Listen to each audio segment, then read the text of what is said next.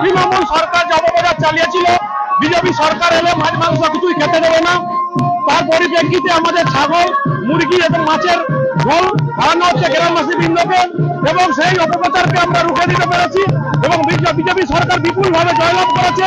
সেই নিয়ে আমাদের 170 নম্বর বুথে বিশাল বিজয় মিছিল করা হচ্ছে এবং সবাইকে ধন্যবাদ, গ্রামবাসীকে ধন্যবাদ জানাচ্ছি যে তৃণমূলের অপশাসন থেকে আমরা আজ বেরিয়ে আসতে পেরেছি এবং আমাদের দাসপুর তপন দত্ত মহাশয় প্রায় 33,000 ভোটে লিড পেয়েছে। অসাধারণ ধন্যবাদ সবাইকে আমাদের বিজেপির নেতৃত্বের তরফ থেকে। আমরা দেখতে পাচ্ছি এই মুহূর্তে কিন্তু দাসপুরের কেলেগেদা একেবারে জ্যান্ত ছাগল আর মুরগি নিয়ে কিন্তু মিছিল হচ্ছে।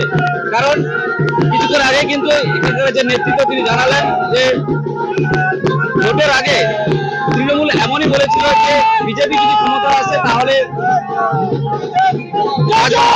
কিন্তু বন্ধ থাকবে, সেটি কিন্তু না, সেরকম কিন্তু সেটি হয়নি। তাই তার প্রতিবাদে আজ জাতীয় ছাগল এবং মুরগি নিয়ে মিছিল আমরা এই মুহূর্তে দেখতে পাচ্ছি।